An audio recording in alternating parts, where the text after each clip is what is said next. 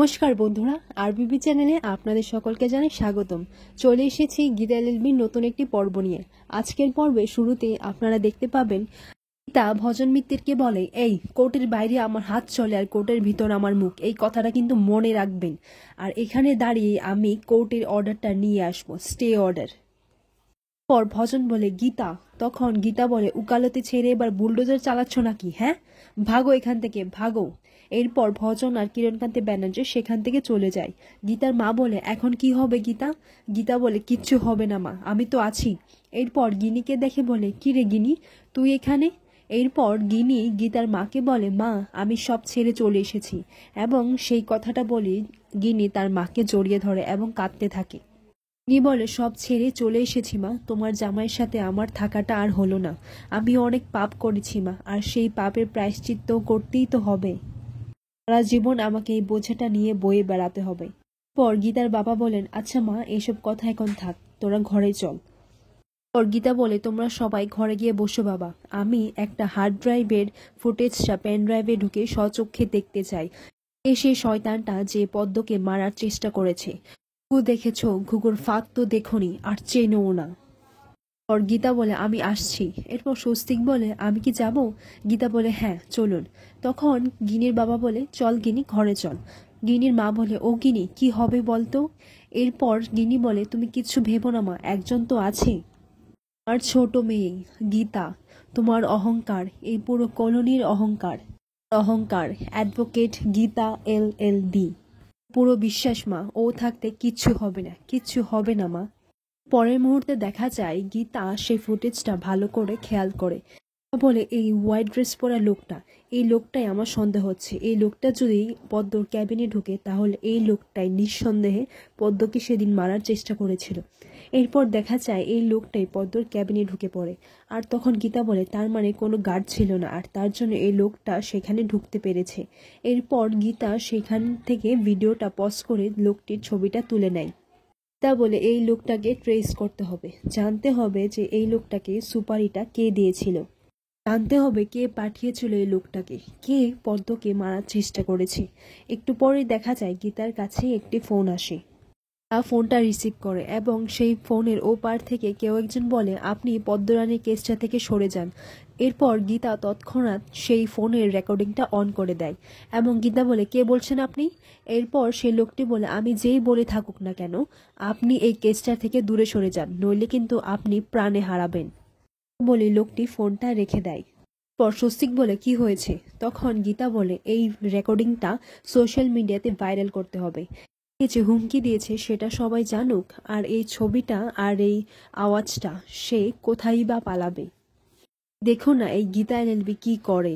গীতা সেই রেকর্ডিংটি সোশ্যাল মিডিয়াতে পোস্ট করে দেয়। এরপর গীতা বলে, একটু পরেই দেখবেন থানা থেকে আমার কাছে ফোন আসবে। এরপরই দেখা যায় যে গীতার কাছে বড়বাবু ফোন করে। গীতা বলে, বড়বাবু আপনি আমার সাথে মিট করতে চান তাই তো? বড়বাবু বলেন, হ্যাঁ। তখন গীতা বলে, তার মানে আপনি রেকর্ডিংটা আর সেই লোকটার চেহারাটা দেখে ফেলেছেন? তো সেটাই চেয়েছিলাম বড়বাবু।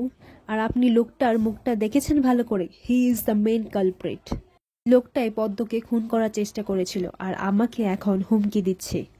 দেখুন, এই পদ্মকে খুন করার চেষ্টায়, ওকে মলেস্ট করার চেষ্টায়, ওকে অত্যাচার করার জন্য একটা প্রতিবাদ উঠবে, আর সেটা বঙ্গোপসাগর থেকে গঙ্গা পর্যন্ত পৌঁছে যাবে।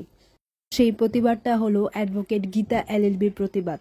আর তার সাথে তালে তাল মিলিয়ে সারা শহরবাসী একটাই কথা বলবে, উই ওয়ান্ট জাস্টিস।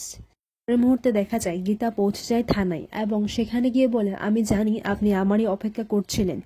এরপর বড়বাবু বলেন, আপনার কি লাভ হলো এতে? এই ভিডিওটা ভাইরাল করে আপনার কি লাভ হলো? আর আমি তো জানতাম যে অগ্নিকন্যার কারোর প্রয়োজন পড়ে না, কারোর সাপোর্টের প্রয়োজন পড়ে না। তখন গীতা বলে, সাপোর্ট তো লাগবেই, ঘুরে দাঁড়ানোর জন্য সাপোর্ট তো লাগবেই, তাতে করে কোনো নারীর কলকাতায় কোনো মলেস্টেশন না হয়, খুন করার চেষ্টা না হয়। বুঝতে পেরেছেন তো? কোর্টের সামনে গড়গড় করে বলে দিয়েছেন যে আপনি নাকি অগ্নিজিৎ মুখার্জিকে খুন করতে দেখেছেন, আর নিষিদ্ধ একটা র্যাকেটেরও নাকি খোঁজ পেয়েছেন। তাছাড়া আপনি কিন্তু জানেন উনি একজন অসাধারণ লয়ার, আর চলা ফেরা শিক্ষা দীক্ষা সব কিছু অনুসরণযোগ্য। আর তাছাড়া তাকে চলমান ইনস্টিটিউশন বলা হয়। পর বড়বাবু বলেন, এটা কে বলছে? অ্যাডভোকেট গীতা লিলবি, যারা একসময় দু পোলে বসতো আর দু পোলে বিরাজ করত। অগ্নিজিৎ মুখার্জিকে পুলিশ হাতে নাতে ধরেছে, বুঝতে পেরেছেন? সেটার চার্জশিট ফ্রেম হয়ে গেছে, সেটার খণ্ডানোর ক্ষমতা কারণ নেই। তাকে বাঁচাতে পারবে না, কেউ না। পেয়ে গেছে বলে ভাববেন না যে কেসটা শেষ হয়ে গেল, কেসটা সবে শুরু হয়েছে। তা বলে জানি সেটা, কেস তো সবে শুরু হয়েছে। আর আপনি আপ্রাণ চেষ্টা করবেন যাতে অগ্নিজিৎ মুখার্জি জেল হয়ে যায়, আর আমি আপ্রাণ চেষ্টা করব অগ্নিজিৎ মুখার্জিকে বাঁচাতে। আর বড়বাবু বললেন, কেন? একটা ক্রিমিনালকে কেন বাঁচাতে চেয়েছিলেন? ওই লোকটা কিরণকান্তি ব্যানার্জি হয়ে লড়েছিল, ওই লোকটা কিরণকান্তি ব্যানার্জির হয়ে কাজ করেছিল। বলে, এই কেসটার থেকে আমার কিচ্ছু পাওয়ার নেই, কিন্তু এই কেসটা থেকে যদি আমি হাত তুলে দিই না, তাহলে হাজারটা পদ্ম হারিয়ে যাবে। আর আপনি তো এতটা বোকা নন যে আপনি এটা বুঝতে পারছেন না যে এটা একটা প্রি প্ল্যান করা ষড়যন্ত্র, একটা চক্রান্ত। আমি তো ভেবেছিলাম যে এই কেসটাতে অন্তত আপনি আমার পাশে থাকবেন, কিন্তু না, সেটা আর হচ্ছে না। আপনি কিরকম একটা বদলে গেছেন, আপনি পাল্টে যাচ্ছেন। চোখ মুখে কিরণকান্তি ব্যানার্জির দালাল বলে মনে হচ্ছে। এরপর বড়বাবু বলেন, গীতা, আপনি কিন্তু আমাকে অপমান করছেন, আপনি আমার মানহানি করছেন, আমি কিন্তু আপনার বিরুদ্ধেই মামলা করতে পারি। এরপর গীতা বলে, আপনি যা খুশি করে নিন। আরও বলে, পদ্মর যদি কিছু হয়ে যায় না, তাহলে আমার মতো একটা কেন, হাজারটা গীতাকে আপনি আপনার সামনে পাবেন। বলছি, পদ্মকে বাঁচানোর দায়িত্ব আপনার। এটা বলে গীতা সেখান থেকে চলে যায়। এরপর বিদ্যুৎ এসে বলে, আচ্ছা স্যার, তাহলে কি আপনি কিরণকান্তি ব্যানার্জির সাথে? তখন বড়বাবু বলে, জাস্ট শাট আপ, তুমি এখান থেকে যাও। বিদ্যুৎ বলে, না, উনি যে বলছিল যে ওনার নাকি কিছু একটা সন্দেহ হয়েছে। এরপর বড়বাবু বলেন, তুমি এখান থেকে যাবে কি না? এই মুহূর্তে দেখা যায় রূপারানী কিরণকান্তি ব্যানার্জিকে ফোন করেন। এরপর বলেন, আমি রূপারানী দাস বলছি। কিরণকান্তি ব্যানার্জি বলেন, তুমি আমাকে কেন ফোন করেছো? এরপর তিনি বলেন, ওমা, ফোন করবো না? এই কাজটা মিটে গেছে তাই কি ভুলে গেছেন নাকি? কিরণকান্তি বলে, কি বলতে চাইছো কি তুমি? তারপর রূপারানী বলেন, বলতে চাইছি যে আমার টাকাটা এখন আমি পাইনি, আর 5 মিনিটের মধ্যে আমার ব্যাংকে আমার টাকাটা দিয়ে দিন, আর না হলে আমি কিন্তু থানায় চলে যাব। এরপর কিরণকান্তি ব্যানার্জি বলেন, তুমি আমাকে থ্রেট দিচ্ছ? আরে অগ্নিজিৎ মুখার্জিকে আমি ছুঁড়ে ফেলে দিয়েছি, আর তোমাকে তুলতে আমার 2 মিনিটও লাগবে না। এরপর ভজন বলে, কে ফোন করেছে? তখন কিরণকান্তি ব্যানার্জি বলে, ওই আয়া সেন্টারের মেয়েটা আমাকে থ্রেট দিচ্ছে। পর ভজন বলে, তুমি চিন্তা করো না, তোমার টাকাটা ঢুকে পড়বে, আর কোর্টে তো ডেট পড়বে, তোমাকে আমাদের প্রয়োজন। এরপর সেই রূপারানী বলে, বাহ, এই তো বাছাধন পথে এসেছে, কিন্তু হেব্বি চালাক, প্রচুর বুদ্ধি আপনার। কিন্তু আপনার যে ওই লোকটা একটু মাথা মোটা, কি করে যে রাজনীতি করে সেটা আমি বুঝি না। কথা বলে রূপারানী ফোনটা রেখে দেয়। পরের মুহূর্তে দেখা যায় ভজন কিরণকান্তি ব্যানার্জিকে বলেন, আপনি কেন ওই মেয়েটাকে তাতাচ্ছেন? ওকে আমাদের প্রয়োজন পড়বে, আর কদিন পরে বারবার কোর্টে ডেট পড়বে, তখন তো তাকে আমাদের প্রয়োজন পড়বে। পরের মুহূর্তে দেখা যায় রূপারানীর কাছে একটা ফোন আসে। রানী বলে, রূপারানী আয়া সেন্টার হচ্ছে সব থেকে নাম্বার 1 আয়া সেন্টার।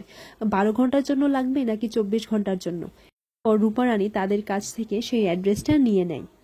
এটা রেখে দিয়ে রূপারানী বলে, বাহ, ব্যাংকেও টাকা ঢুকবে, আর এদিকে নতুন মেয়ের অর্ডারও এসেছে। তারপরের মুহূর্তে দেখা যায় রূপারানী চলে যায় সেই জায়গাটায় যেখান থেকে ফোনটা করেছিল।